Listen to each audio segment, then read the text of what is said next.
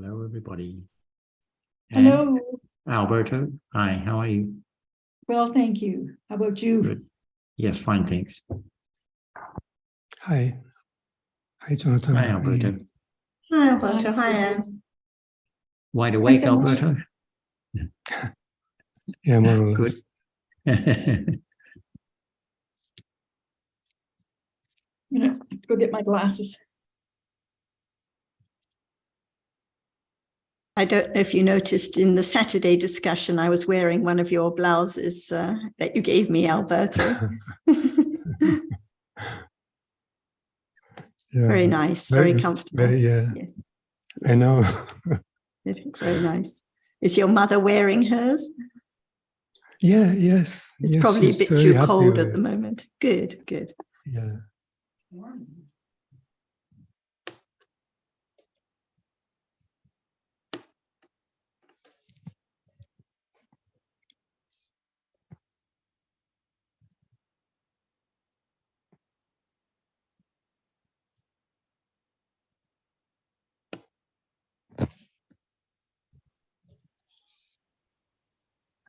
And just before we start, in next week when Najam isn't free on Monday, she suggested Tuesday, but I think you said you're going away on holiday next week. Is that right? That's right. That's right. We're going away on the 5th, back on the 12th, I think. And Azita also said she's away that week. So I think it's probably better to just leave that next week and have it in 2 weeks' time. I mean, I could try to join you for sure if you have it, but we will be away. Yes. Yeah, maybe a bit complicated. Maybe we just make it in 2 weeks' time. Okay. Thank you. Yeah, I knew it was probably not happening. That's very generous of Ajahn to offer an alternate time. Wow, Yes. for sure.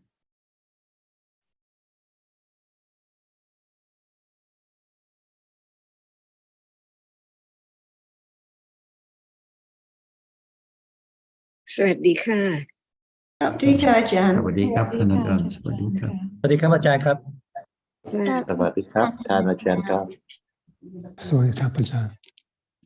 สวัสดีครับ สวัสดีครับ Shall we start? Yes, let's start. And if you've got anything you'd like to start with today? I do have something, but I'm going to have to look for it on the computer, so perhaps someone else can start.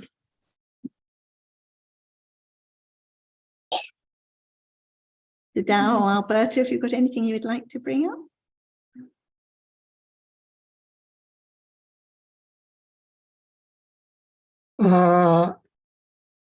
Nimitta takes place at the 6 doorways, yeah? Is it right? Meaning that... Well, you talk about nimitta taking place. Yeah. But actually, it is nimitta of a reality. Yeah. It's always nimitta of a reality. Yeah. Of something. What I'd like to know is, what is the nimitta of thinking? So on the first point, it has to be, the nimitta has to appear through the mind door, because through the sense doors, it is the sense object, visible object or sound, and so on that is experienced. So when it is the sign of the reality or the sign of what is thought about, it's always through the mind door. Ah, okay. The sign of visible object from the, even in the first mind door process. Yeah. Even when it's the first sign of the visible object in the first process in the mind door, it has to be the mind door object. No. And what was the other part of your question? And I'd like to know the characteristic of the nimitta of thinking. So what is thinking? Yeah. It chitta at And the mind way.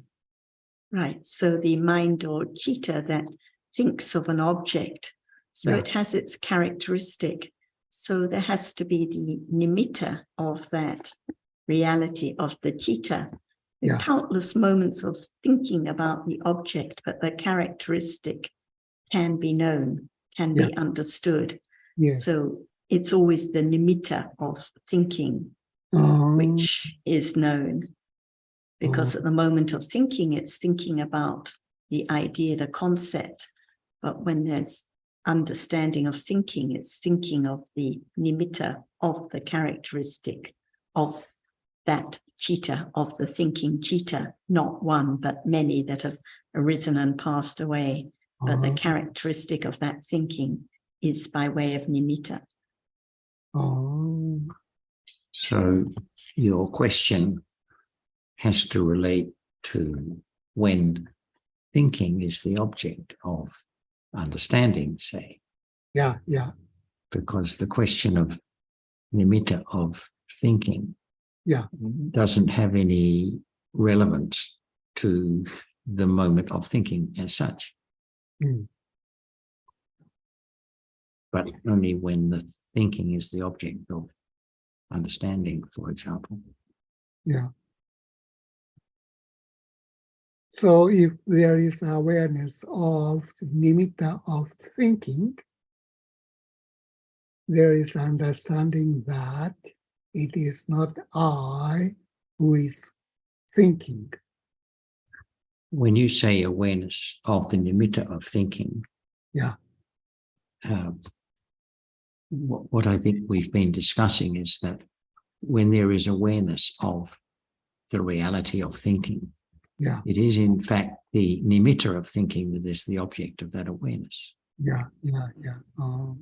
So we don't talk at this level about awareness of nimitta of thinking as something separate from awareness of thinking, one and the same thing. That may not be the case at very highly developed levels of understanding, where the fact of the nimitta becomes directly known. I'm not sure about that. Still, it's always the nimitta of the reality. It has to be. Even if it's the Buddha's understanding, it's still the nimitta of thinking. That is the object. Okay, then what is the characteristic of thinking? What's the difference between the characteristic of thinking and nimitta of thinking? It's just the same. It's the characteristic of thinking, which is known by way of its nimitta. So it's the nimitta of that characteristic, the nature of thinking, different from the nature of seeing or hearing or liking or disliking. It's the characteristic of the reality. And we talk about the characteristic of thinking because it's not just one citta that is the object, but it is the characteristic of that reality that has arisen and fallen away many times. And it has to be known by way of nimitta because the thinking itself has actually fallen away, but so quickly. So it is the nimitta of that characteristic which appears, which is known, even when it's highly developed understanding, even when it's vipassana jnana, it's always the understanding of the characteristic by way of the nimitta. But we talk about understanding of thinking, but this is what is meant. Let's, perhaps Ajahn would like to add more. In order to understand the teachings of the Buddha, there must be the understanding of the subtlety of all kinds of Dhamma. Otherwise, they cannot be known as not self at all. For example, right now, there are many cittas in between seeing and hearing and thinking. but they do not appear. That's why what appears is only the nimitta, the arising, falling away of reality. So many moments, but what can be known has to be only through 6 doorways, one doorway at a time. That's all. That's why how deep and how subtle the truth of reality is there, unknown, until the Buddha enlightened the truth. So he taught us to understand the nature of what is there as it is. For example, seeing right now. Seeing is seeing. Only this word, how deep it is. Seeing is not the moment before it arises, and it's not the moment after it has fallen away. But what appears is just only seeing as nimitta of the reality which experiences an object, and that object is only one through one doorway, one at a time. So where is the world of things and peoples? Impossible. It's only thinking with marks and remember the memory of the marks and the sign of what appears always as something, atta, all the time. That's why in order to understand the truth of what is there now, the subtlety of each reality is there, but they do not appear. For example, hardness right now, is it subtle? Because it appears as some hardness, but in truth, that which impinges on the body sense arises and falls away.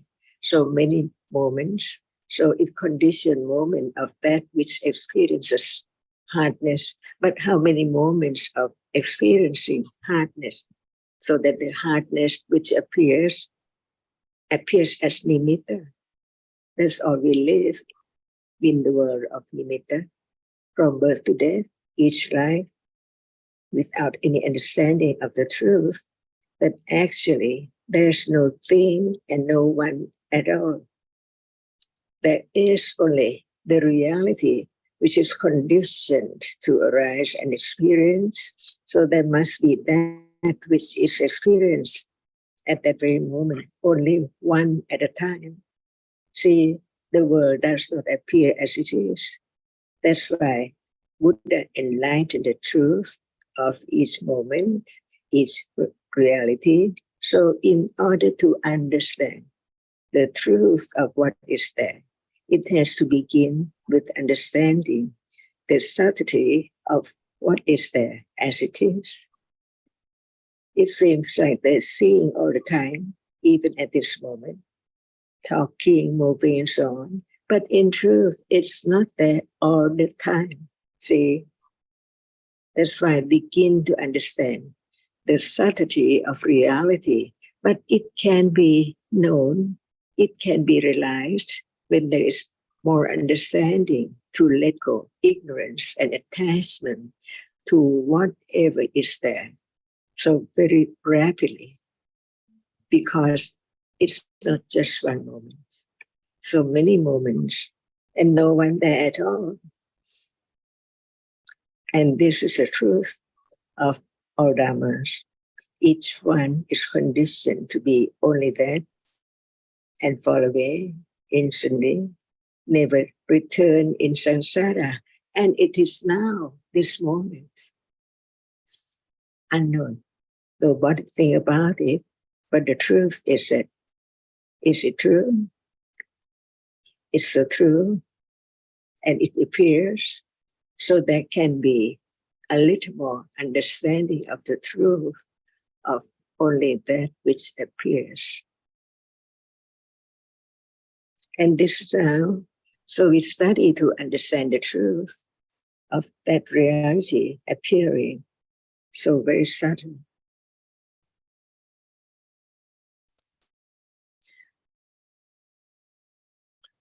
But with our understanding, can there be the understanding, the subtlety of what is there, which arises and falls away, and what can be experienced is only that, the sign of a reality.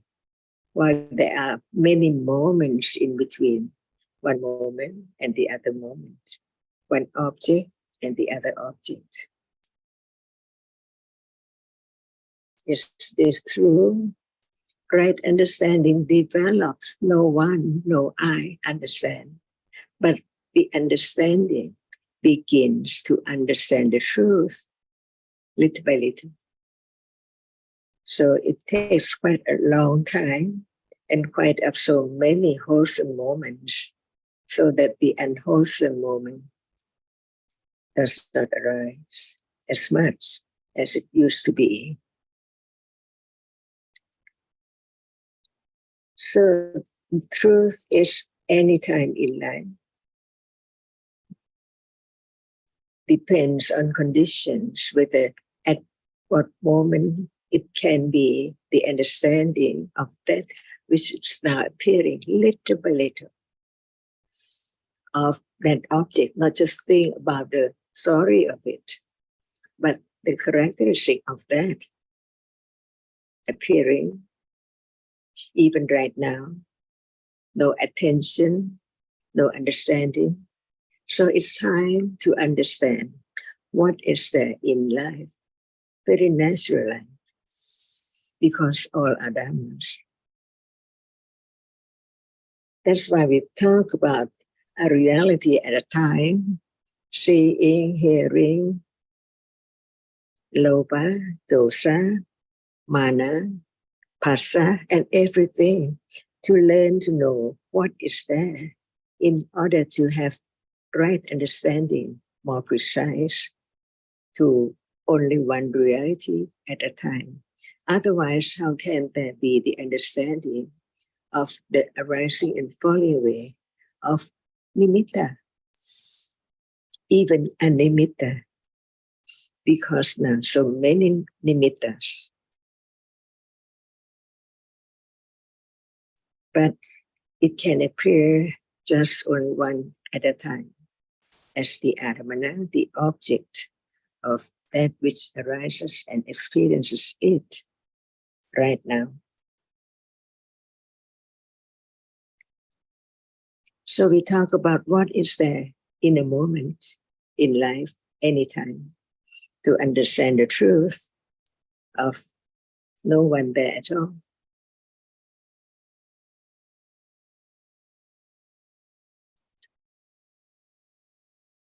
Is this right understanding of what is there beginning to grow, to develop, to understand more, little by little? So whatever is real is true in life. That can be known. Anything. Buddha taught about all Dhammas. And Dhamma is there in a moment, but it's taken for something permanent as someone and something all the time. Is that right or is that wrong understanding?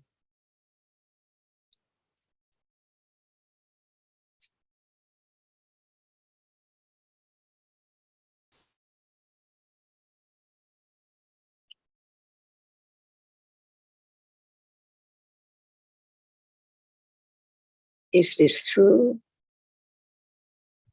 So being truthful to the truth. Tadao, I think the question is for you. Okay, to be honest, it is only recently that I've started understanding the meaning of non-self. There is no being, there are no beings. It's only recently, and it's still very intellectual understanding.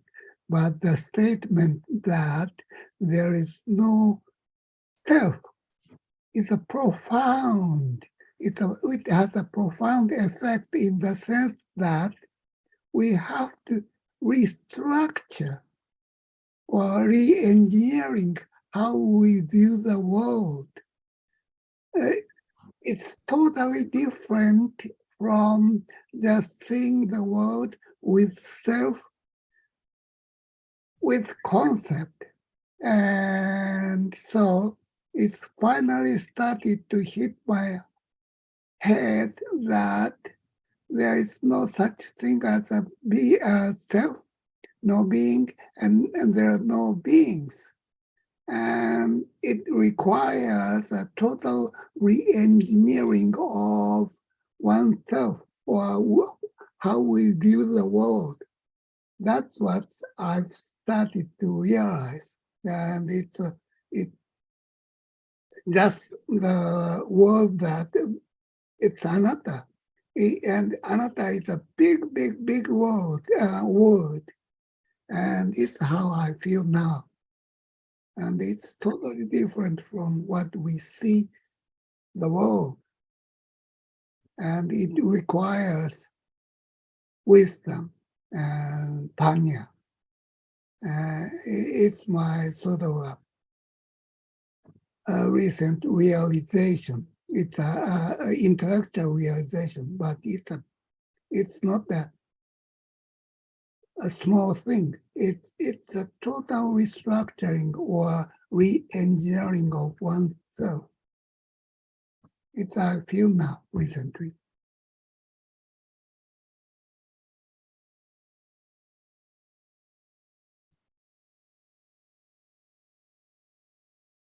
And Tadao, what do you mean by it requires total restructuring? Means that how we view the world, because it's always I who does everything, who sees and who hears and who thinks. And I is always in the center of the world. But Dhamma is totally different. There are no such thing as a self, no being, no beings. So when you say it's I, yeah, does I always mean the self? yeah. Self is in the center of the world, who does everything.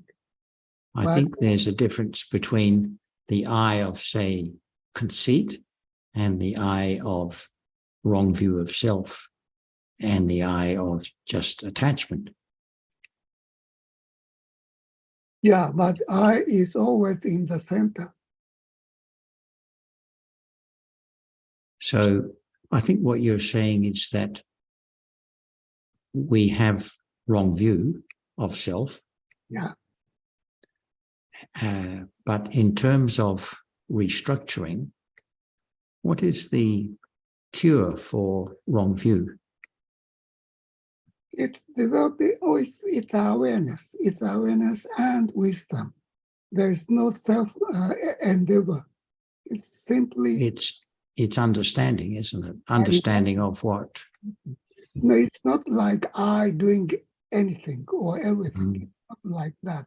It's Dhamma. It has to have sati and panya, or if possible, or not all the time, but as many occasions as possible. But such a small reality or as sati and panya can change how we view the world. It's my feeling now. And how we seeing reality as they are, it's not the easy thing, but it has a totally different meaning of or sense of seeing the world, because we are so used to seeing world as now from the viewpoint of I. But our view of the world cannot be changed by trying to change the way we think, can it? No, but it's mere intellectual understanding. But it's intellectual understanding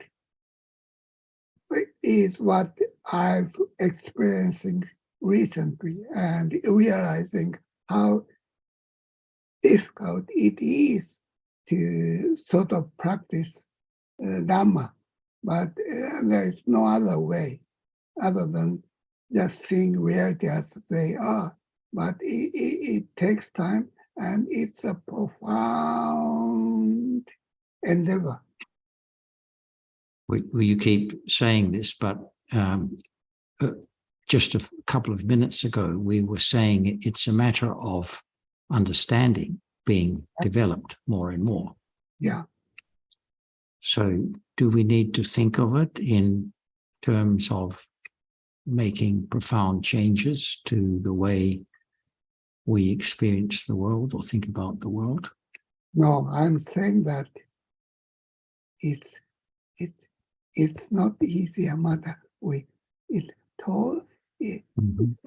Seeing realities as they are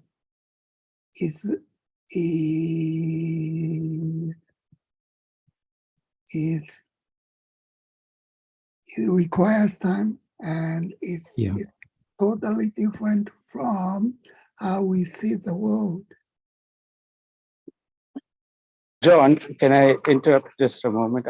What I'm hearing from the Tao is that he's just expressing his appreciation because he just suddenly realized that it's more profound and the Dhamma is more profound than he ever thought before. And he's just saying that it is very deep, and all these words about re-engineering and whatnot, he's just trying to be more poetic about the whatever he now understands, the way he now understands, and he's just what he's saying, that it's deep, the Dhamma is not easy, and that the only way is just to develop more understanding. Is the same as I think what we all usually come to a conclusion. I think it's just the same thing, it's just his way of saying it. Yeah, thank you, Skin. And exactly, it's what I wanted to say. And the main conclusion is that by understanding that seeing now, hearing, effort, whatever reality is anatta, is nothing to be done by anyone, because no one can do anything. So it's not a matter of anyone making an endeavor or restructuring or doing anything, because it's the understanding itself which does the work, which penetrates the truth little by little through the understanding of what appears now as Dhamma, not someone or not something at all. And I think this is very important to keep in mind, which is why I'm trying to direct Dao's attention to that, because even he said, recently came to realize the true meaning of there is no self, or what wrong view of self means. And that also has happened because there has been the gradual development of understanding of different realities through hearing the Dhamma, considering it. And so the progression happens naturally, not because one has a particular aim in mind. Yeah, that's right. That's right. It's just Satya and Panya. It do their jobs, but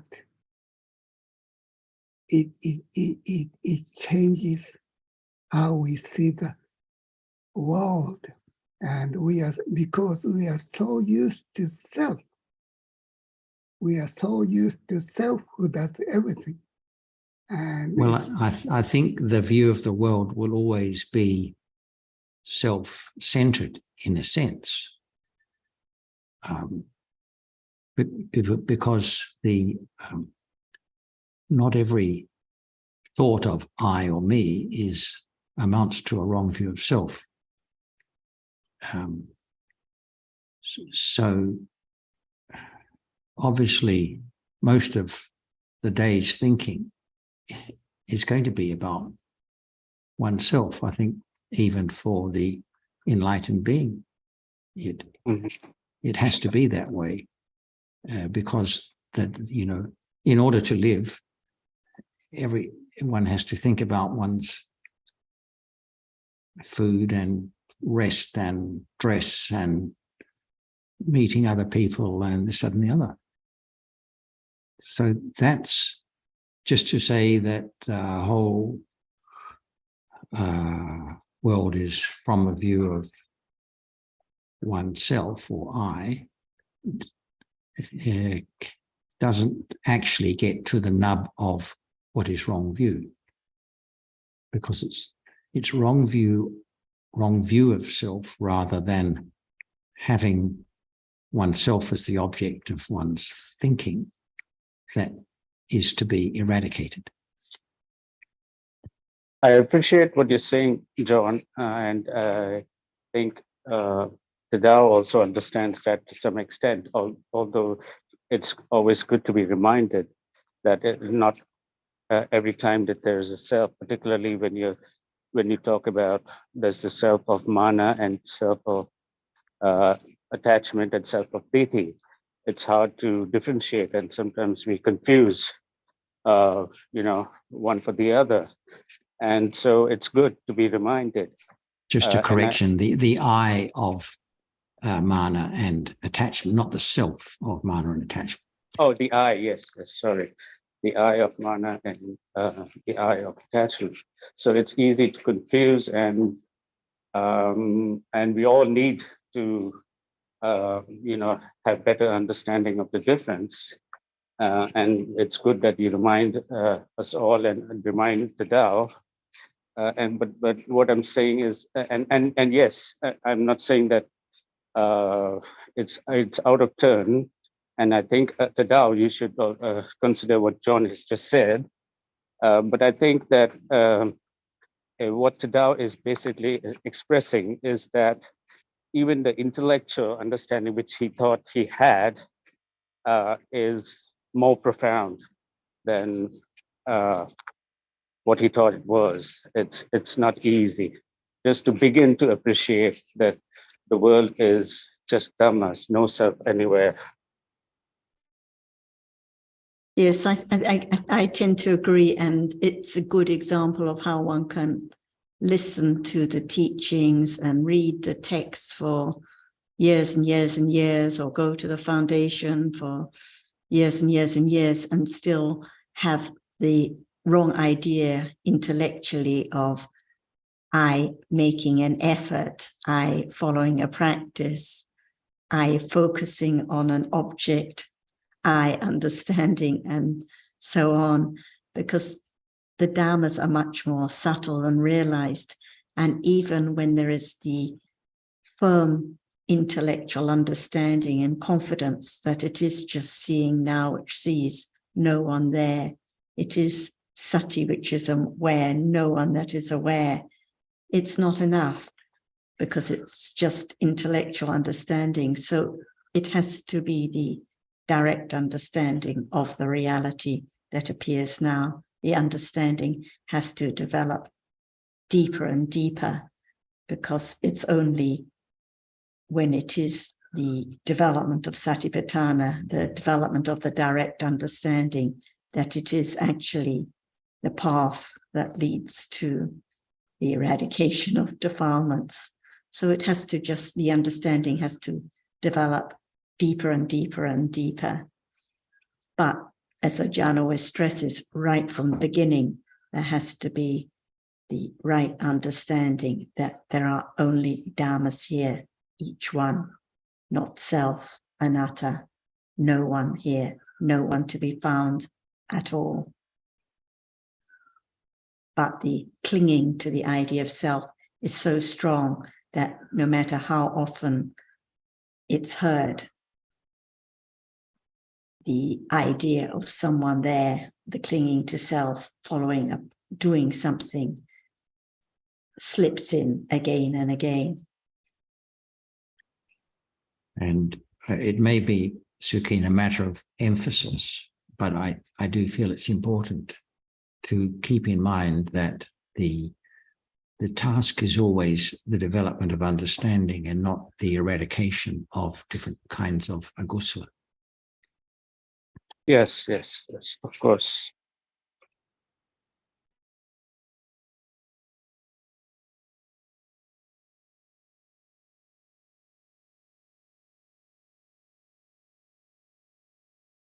But thanks for your comments.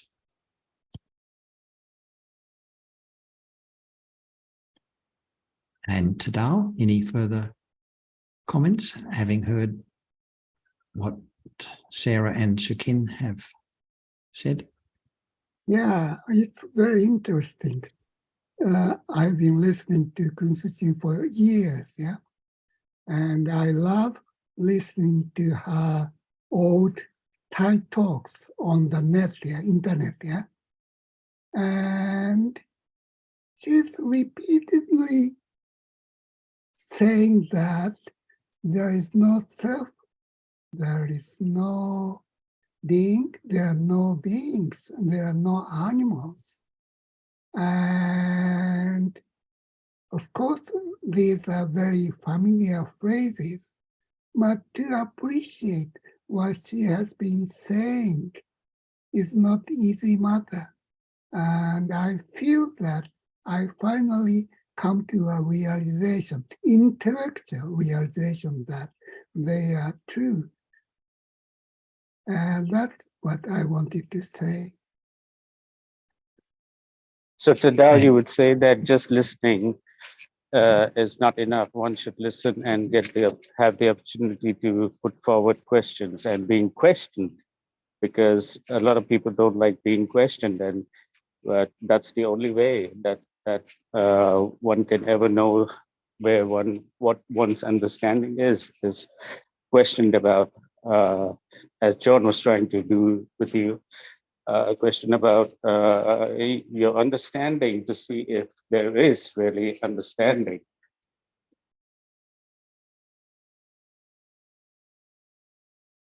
Yeah, having even an intellectual understanding takes time. It's not easy matter. So what do you now understand by no being?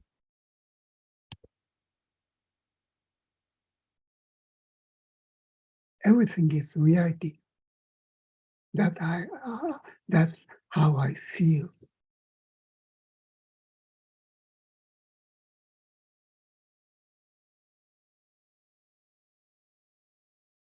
So there is no Tadao who is speaking now.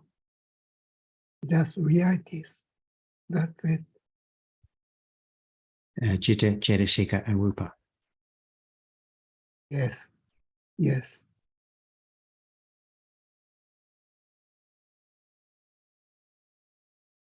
And yet the Citta, Cetasika, and Rupa that we take for Tadao is not the same as the Citta and Cetasika and Rupa that we take for Anne or Zita or Alberto. Mm.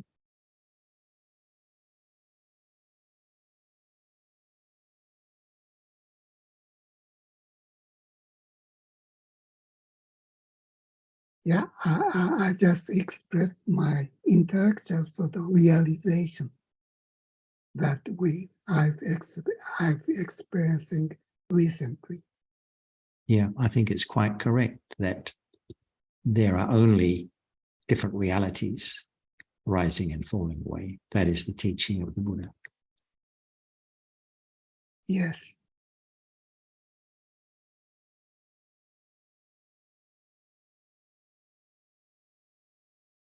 But it's not an easy thing to realize, because I feel that it's a kind of annihilation of self.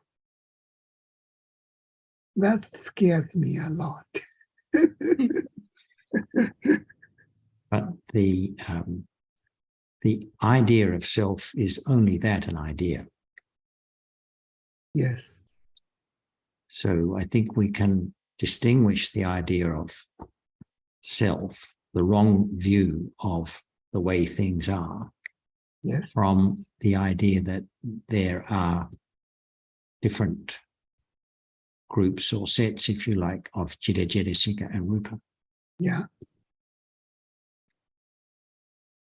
And sometimes the Tao, it's not so much the idea, it is there already.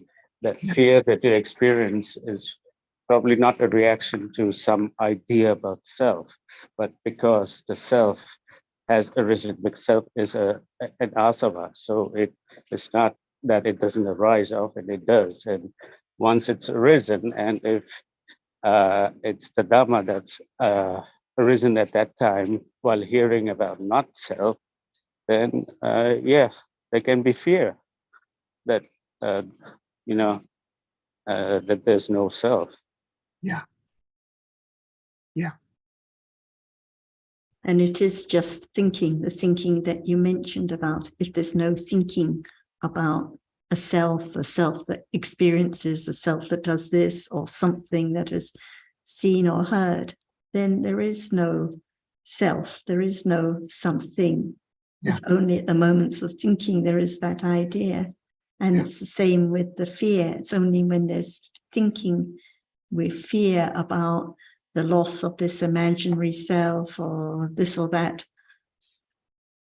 thing or person that there is a problem. If there's no thinking with fear, then there's no difficulty, no disturbance. So this is why there has to be the understanding of thinking as well as seeing and hearing and other realities. Yeah. Because the thinking is real, understood by way of the nimitta as we discussed. But the story about self or this or that, or what the object of what one is afraid of, is just a long story in one's imagination. Yeah. So the understanding is always now. What appears, the thinking now, the seeing now, the hearing now. Yeah. And in that sense, I can say that sati and panya are powerful tools. It's not self who is doing all these things. It's just sati and panya, nothing but sati and panya. And it's a big relief. No one there to do anything, no one there to be concerned or bothered about, because it's all in one's imagination. It doesn't exist. So now it's my turn to question. When you say sati and panya are powerful, we've heard about sati and panya being balas, which are powers. So although as dhammas, they are very important and they have a great effect, that in the sense that one panya a moment of panya arising amongst akusala and wrong view to understand that reality is a very powerful thing. One thing is that when the understanding is very low, as in my case, it's just intellectual understanding mostly. It's bound to be so little that, as Sarah pointed out, that if there's attachment, when I said there's attachment to self, and and then there's aversion when hearing about non-self, and then again the aversion is because there's attachment to self, that this attachment to self is bound to arise again and again. So the powerfulness of panya at this stage is not a power, it's very weak, and it's just bound to arise for a moment, followed by wrong understanding again. Yeah, what I want to say that sati and panya are momentary thing. It occurs in a short moment, but that is precious, is what I want to say. Very precious, even though it takes place only in a very, very short moment. They are powerful in the sense that they change how we view the world, how we see that there is no self in this world. Yes, I think it's not wrong to say that they are powerful. John has explained before, I think, that they can overcome all kinds of kilesa. So even in a weak form, they are, as you say, precious, and they have considerable effect. So, and they have the potential, of course, for much more effect as panya is developed more. Yeah, so accumulation of sati and panya is important. And we think that to see anatta, we have to do something. We have to, for instance, develop jhana, and which requires tremendous amount of practice. But that is not the way to change how we see the world, how we see that there is no self. We do not need such effort. What we need is a momentary sati and panya. Though it's momentary, it has very strong effect, and it's very strong, is what I want to say. Yes, but I would, picking up on the same comment of yours that Sukin did, what interested me was you said that sati and panya are very powerful tools. And I get the sense that you think they are a means to an end, which end would be the eradication, perhaps, of the idea of self or something like that. But I think, as I understand the Buddha's teaching, as explained by Ajahn, that the panya is not just the means to an end, but it is in itself the task to be performed. And that naturally leads to various consequences along the way to final enlightenment, which include, of course, the eradication of all kinds of kilesa at different stages of enlightenment, beginning with wrong view of self at the beginning stage. So if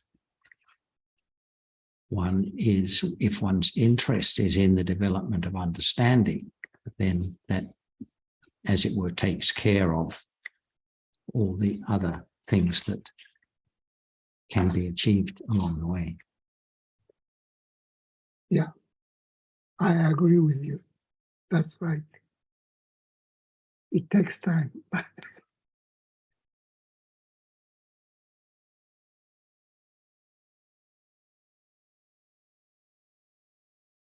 Perhaps it's time for Ajahn to add some comments. So it's time to understand the truth. For example, nothing can be taken for I. They are just nama and rupa, the ultimate realities. How much confidence of the word oneself.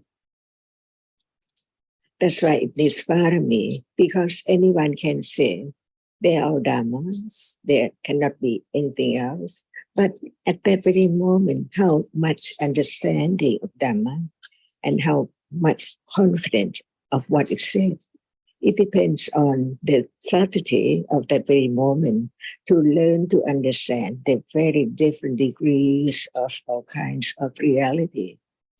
They're different, just only one in samsara, arising and falling away, never be the same one at all.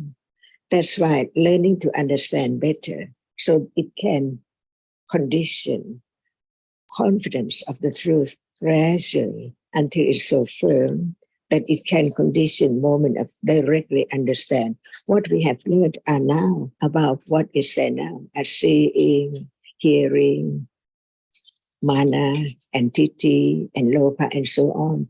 They're all there, but they're covered up by ignorance and attachment. That's why even one word, how much parami of satya is there to really understand that actually the word no self is understood, but the reality, which is not self or anyone at all, is not experienced directly the moment when it's there and the moment when it falls away. That's why learning to understand the subtlety of realities, that why there are so many degrees of understanding. For example, pariyati, not just listening and following the word, but understand clear and clear about the condition for each one. For example, talking about mana, see, and talking about ditti, and talking about attachment. Why there is the fake or the very weak of that in a moment, unknown. For example, mana, we know that only the Arahanta can absolutely eradicate it. Mana, never to arise again. So the word eradicated, absolutely, ultimately, it means that no conditions for what to arise has to be that anymore. For example, when there is clear understanding, realizing the truth, it eradicates the idea of self completely, absolutely. So no condition for that moment to arise again with idea of self anymore, as usual, as before.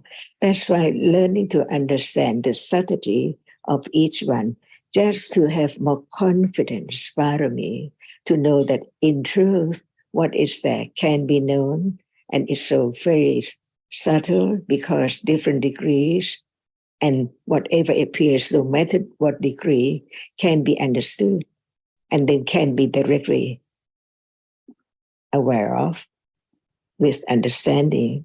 No one there, only by conditions. This is a subtle way to let go the idea of self, little by little, until its moment of eradication of wrong understanding never arise again.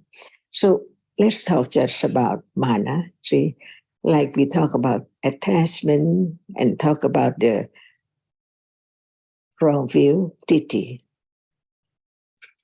What about mana? Is it that now? Or any time of dressing, talking, walking, and so on. Because you see that the way we think, mana is there. Dressing, putting on the watch or whatever, the necklace and so on. Is there no mana? Better than the other or not? In different manners, the shoe, the dress, and so on. See, that's why just follow the word is not enough, but consider the truth, the characteristic of each one as it is. They are all different akusala in a day. So we have no idea of the truth at all until Buddha pointed out each moment of each reality to have confidence of the truth, that they cannot be taken for self at all or me at all. Gradually, little by little, to begin to understand any degree of reality as it is. For example, titi and lopa and mana, it's there. That's why just learning to understand the characteristic which appears, to know the difference between each degree of lopa or of titi or of mana, can condition confidence, parami, satya parami, adidana parami of the truth. And that is the letting go of attachment and ignorance from what is there right now, of what is seen, what is touched, and that which is the sound or whatever is there. So many moments to develop right understanding gradually by understanding little by little in our aspect as much as there can be by conditions, to condition moment of understanding the truth at moment of saying that cannot be taken for I, because of there is more understanding of that reality. And at that moment, it is different from the first time we say Dhamma is Dhamma. It cannot be taken for anyone at all.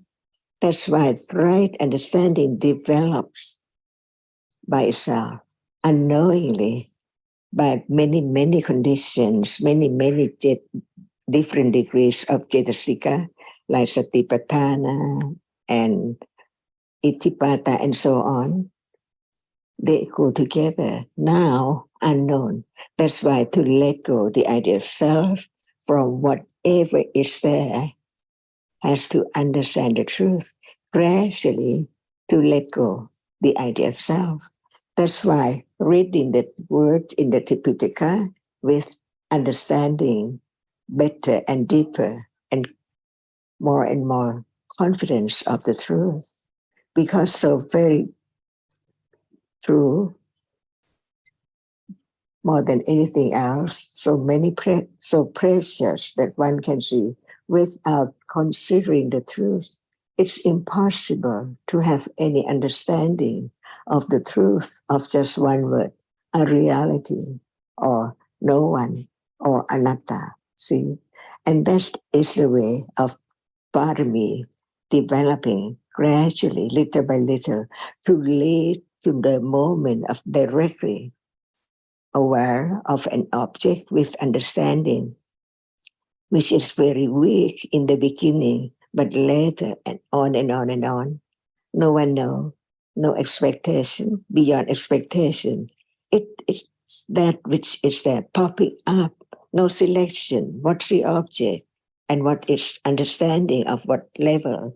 When it's not the high level, impossible to get to that level just by oneself or try so hard, but it is the moment of developing again and again and again, of letting go what is there in life, because it's so short when reality appears. Thinking about now, many panyati or many nimitta, shape and form and sign of everything, but only one sign. See how short it is? Because it's just right now, but it is revealed and it opens up its truth that is there. That is not enough. Comparing to what has been accumulated by ignorance and attachment and all kinds of akusala, that's why it needs more careful considering, understanding of what is there in life. It's just like that it has been appeared to the degree of understanding. That's why life goes on with understanding in order to let go the wrong understanding in all kind of akusala. No other way at all. To let go the idea of even understanding cannot be anyone, and it cannot belong to anything, only by conditions. That's the way to let go. The path, the fourth path of the Arya Satya, the only way. Understanding right now is working its way, little by little, unexpectedly, but it is interrupted by attachment and the conditions for whatever has conditioned, has accumulated to condition this moment, unknown and unknown and unknown, until there are conditions enough to understand the truth. Gradually, right now, we talk about Dhamma, we discuss a lot and have a little more understanding. And this is the only path leading to letting go and have confidence at moment of saying, it's just a Dhamma, no one there at all. Or Dhammas are anatta, see, before it can be all, it has to be right now. Is there any understanding of what is there just a moment ago, and even right now, a moment ago, again and again and again? So understanding the difference between wrong path and right path, understanding and ignorance and attachment and so on, is the only way. Parami, it guards the away from akusala, and it is more to arise because more conditions for its arising. Without conditions for right understanding of any level arise, how can it arise? Impossible. So we learn about the absolute truth to understand the truth. When there is the understanding directly, it begins to understand a little clearer and clearer and clearer to be different degrees of vipassana jnana. And that's why the difference between clear understanding or it appears well, popping up, is known. Even right now, it pops up unknowingly, so it doesn't seem like it pops up at all. Until Panya is there, nothing. And then a reality pops up by conditions. So we learn about conditions to understand even that at moment, Panya understand that only that is there by conditions. More confidence, more parami to let go, nekama, parami. Otherwise, the path is there unknown until Buddha realized or enlightened the path, the development of right understanding. So just learn about the word without understanding the precious meaning of it, that it conditions the understanding of what is there. Now that can be known. It can condition more virya and patience to follow or to see the more preciousness of what is there to be known when panya is there. Much different from ignorance. And even a moment of kusala in life is parami too. No akusala at that very moment, with understanding of the nature of that as Dhamma, which is not clear, but because it's just heard. And when it's there can be a little more understanding because hearing about it as it is. For example, mana, see?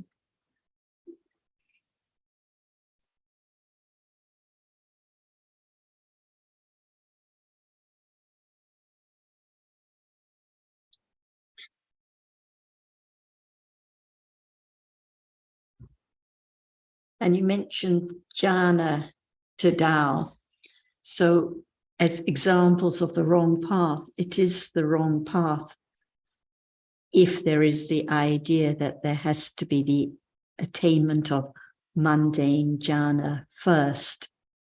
And it's also the wrong path if there is the idea that jhana or particular objects are better or preferable as objects of satipatthana, of understanding, because understanding itself, it doesn't mind whether the object is ignorance now or conceit or jhana or kindness. It's just a reality that arises and falls away instantly.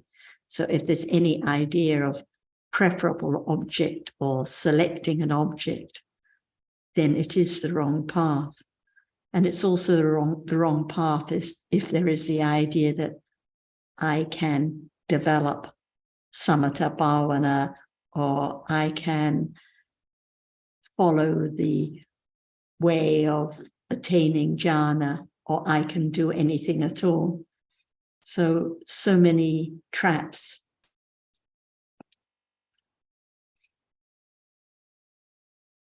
Yeah, it's true. I've been trying to understand the one sutta, which is Samadhi Sutta in Anguttara Nikaya, the book of four. And the Buddha said that there are four benefits of developing samadhi.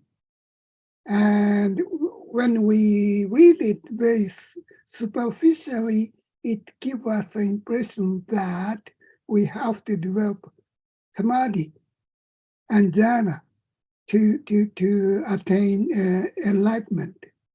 But it's not really true. It has to have sati and panya to realize nibbana. So we are easily misled to a wrong path if we have a strong idea that jhana is essential. It is not true. It's sati and panya, which is the most important factor for realizing nibbana.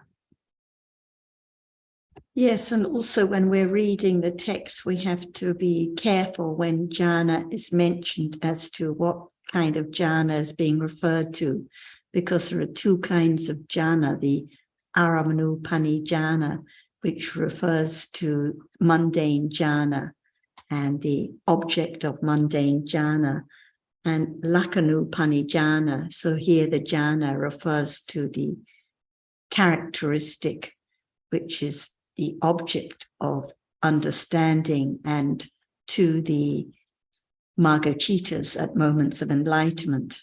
Actually, at those moments, the concentration is equivalent to apana, to jhana, to mundane jhana in strength. So everything has to be read very carefully. And those who listened to in the Buddha's times, some of those had already attained mundane jhana, which is very high kusala. So the object of enlightenment can be those chittas or factors at those moments. But the Buddha never said that everyone should or must, or it's preferable to develop mundane jhana. So we have to read very carefully. And the main point, as you've been stressing, is that all realities are anatta. So it depends right now whether the calm that arises is calm with kindness or generosity or understanding, and what kind of understanding. But the calmness, the samatha, that develops with understanding of realities. This is the higher calm, the superior calm, which develops with the understanding of the path leading to enlightenment. So one doesn't have to think about developing any other kind of calm, because it develops naturally with right understanding. Yeah, all these suttas are meant for Mahapurisa, the great beings. And as far as I know, there is no sutta where Buddha tells lay followers to develop jhana. It is totally different thing.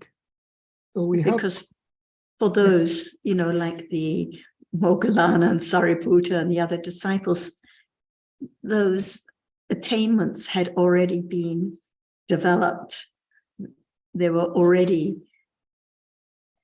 jhana attainments when they listened. So those were the natural objects for there to be understanding of, because for them, it was daily life, moments of jhana arising. But for us, other realities are arising in daily life. But as you stressed, all anatta. So the Buddha never said it has to be this or that object. Whatever appears by conditions has to be the object of understanding. yeah, the point is that we have to be very careful when we read suttas which mention about jhanas. And also for many of those disciples, they thought before they met the Buddha that they were already the highest attainments possible. that that was the end goal. So the Buddha would go through the various jhanas, pointing out the great merits, but at the end would always talk about the enlightenment to the truth of realities now. Yeah. To show that Nibbana, through the development of the path, is the highest attainment, not the jhana attainments. Yeah, you are right. You are right.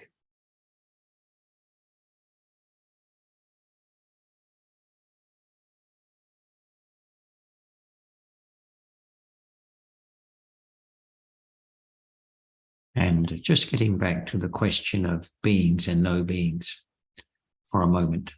I think the point I wanted to make was that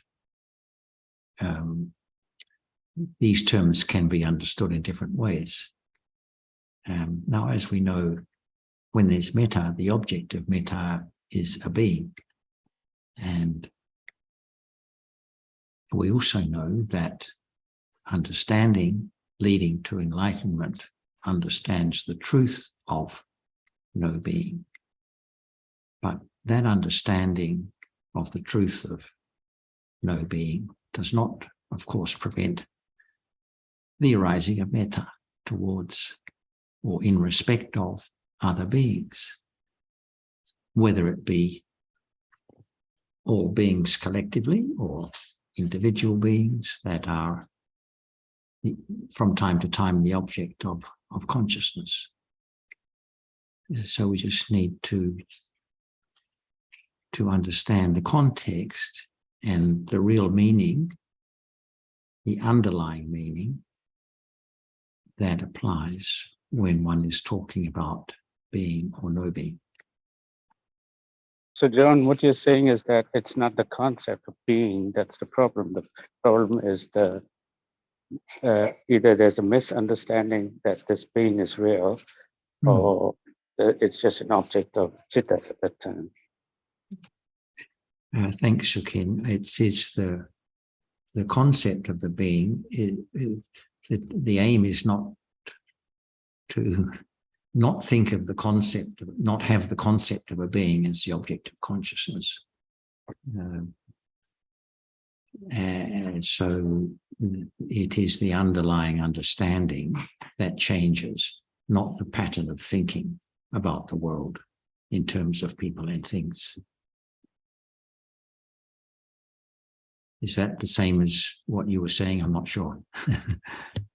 Yeah, because as you say, it's natural to think in terms of beings, even for arahats. But and it's not that every time there's an idea about being, it's wrong. It's wrong only when it's with wrong understanding. We know that a being can be the object of all kinds of other akusala and kusala. So with anger too, but even with anger is no wrong understanding. Mm-hmm. So let alone with metta. Metta is definitely not wrong understanding. It's kusala, Right. and it's even something that is to be encouraged. So even though metta has the object of a being as object, as the concept of being as object, it's a good thing, not a bad thing.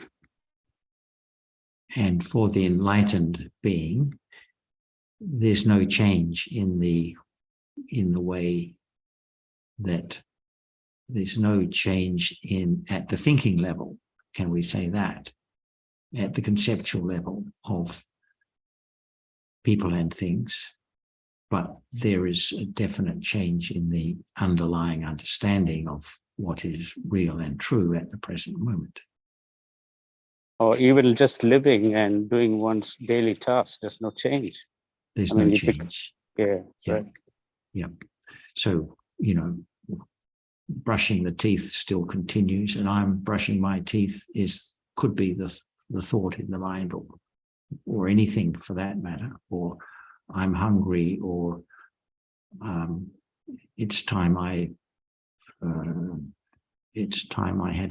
thirsty, I need to have a drink, and all that sort of thing is the I in that kind of context, even I think for us, doesn't necessarily imply the wrong idea of the way things are. The wrong Although idea the big, of... Yes, go on. no. I mean, although there's a big difference for an arahat and us. I mean, even a sotapanna is that there's no mana. So even when for sotapanna there can still be mana, but arahat, even that does not arise. Right. I think So the... could I go on, John? Sorry? Well, Go ahead, Azita. I was just thinking of those two truths, Sumuti Satcha and Paramata Satcha. So that's basically what you're talking about at the moment, yes? I mean, you're talking about a being brushing teeth, and it's not necessarily wrong, but and also when you were talking about metta to a being, well, that being is the Sumuti Satcha, is it not? Yeah. Okay, Yes. that's all I need. It just Right. those two Satchas just came to me. Yeah, good observation, Azita. during Thank the you. discussion. Yeah. Thank you.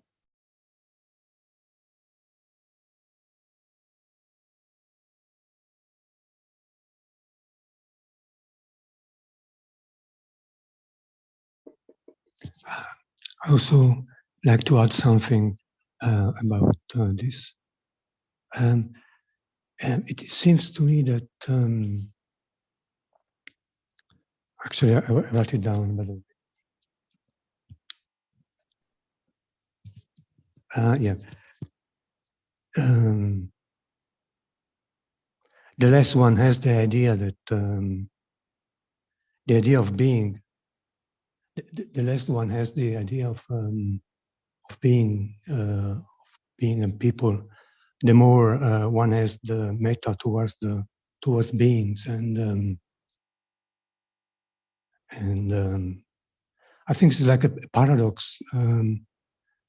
The more one is obsessed with the idea of beings and people and things, the less one has metta. The more one has, the less one has is obsessed about or thinks about people and things. The more one has metta. I think it's like a paradox, but it's so. I mean, that's what one gathers reading the Pitaka, because as we know, the one that has more metta is the Buddha, which has no wrong idea about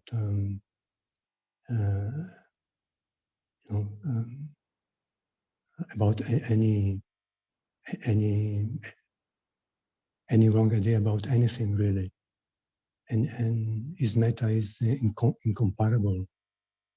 Yeah, one could make it. One could say the less one has any wrong ideas of beings and people, because the Buddha thought about Ananda and Sariputta and the different disciples, but the less wrong idea of being and people as existing, the more metta, the more kindness, but no wrong understanding that actually there are beings. It's actually the chittas and cetasikas that are referred to as this person or that person, but actually no this person or that person, just chittas and cetasikas. So Alberto, no paradox. The paradox is only when there's no, if there's no understanding and one's stuck with the words. We're talking about two different realities. One is having the concept of being with wrong understanding, and the other not. But also we have to keep in mind that the person who hasn't heard the Buddha's teaching can still attain jhana with metta, or maybe not attain jhana, but can still develop metta to a very high degree. Put it that way. I can't remember whether metta can be basis for first jhana or not. I don't remember that. Yeah. Yeah, metta, of course, it's kusala. Cannot be dosa with kusala. So whenever it's kusala, must be metta. And any kind of kusala, really. If it's not and metta, conversely, beings who are close to enlightenment, such as Angulimala, can still commit atrocious taking of life deeds. No metta. Absence of metta, definitely.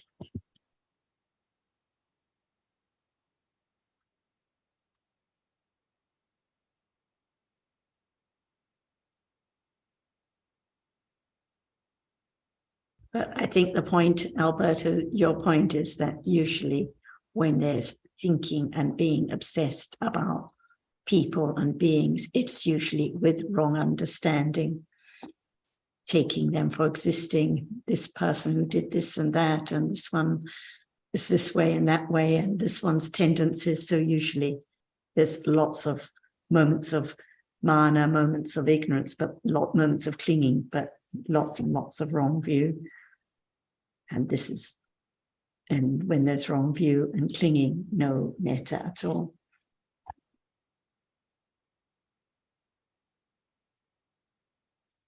Just 5 minutes, so perhaps Ajahn would like to.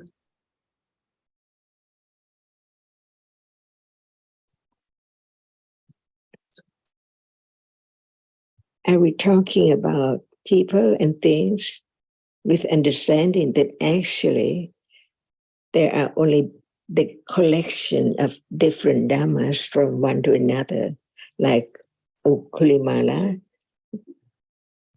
is that which refers to the accumulation of such reality, unity, or identity, see?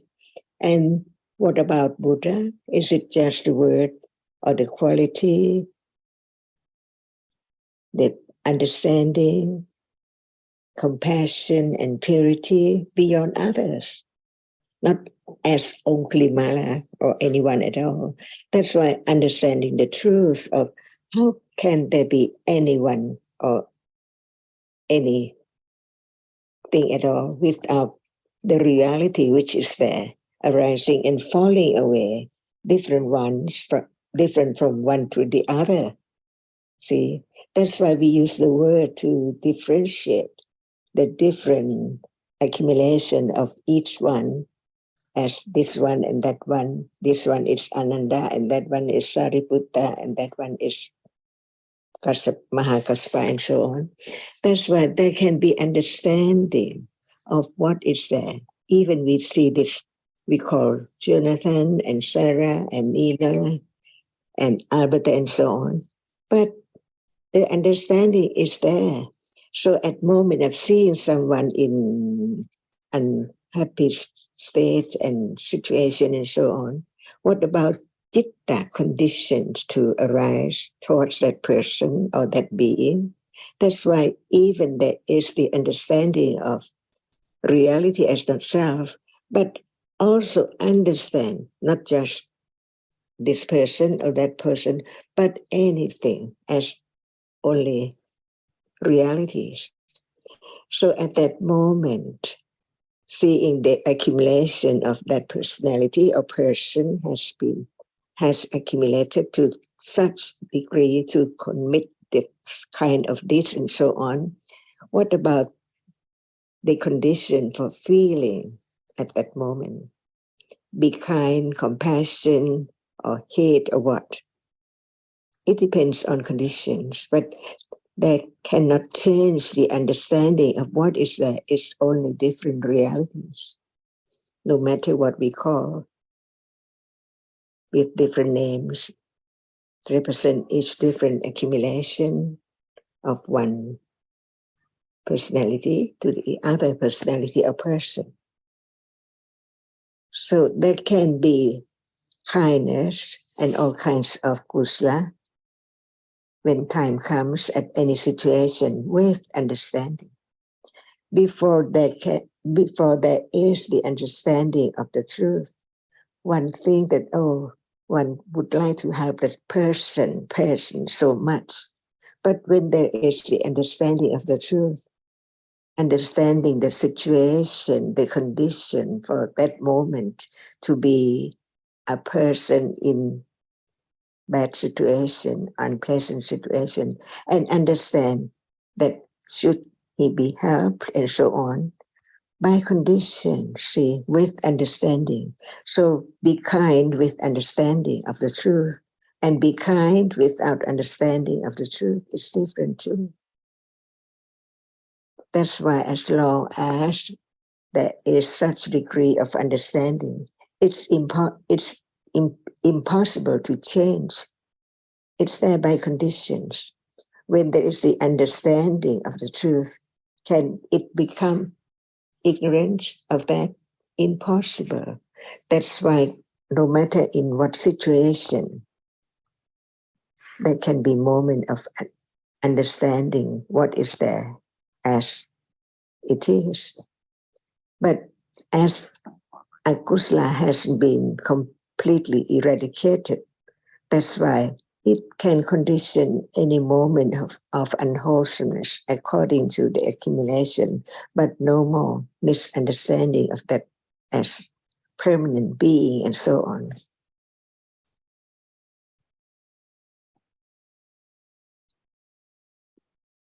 So now, seeing someone, looking at someone, what is there? How much understanding? But when there is right understanding, that person is still not the other person, but there is the understanding of what is there. When wholesome realities arising with understanding. But when it's time of ignorance, ignorance arises by conditions. But there can still be the understanding of the truth. And not forget that it's just a reality. But it's not time to have such moment by conditions, because there are still conditions for ignorance with other reality, which is not wrong understanding at all, to arise on and on as conditions, condition it to arise. And this is life, understanding to be true to the truth of that very moment. It does mean that after attain enlightenment at level of Sotapanna, there is no more akusala. It's there by conditions. Time for ignorance with attachment, with mana, and with other kind of akusala can arise because it's still there as anusya or aswa, depending on that very moment. Like now, just like now.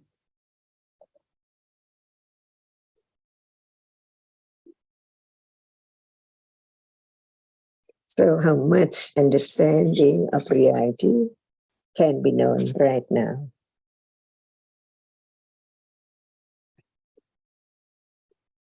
As long as it's not directly understanding a characteristic of a reality right now, it's only right understanding of the truth at level of intellectual understanding.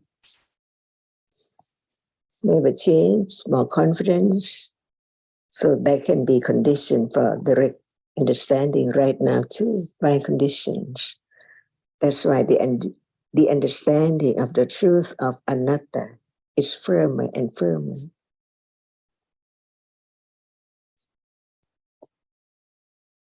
So I think that it's time now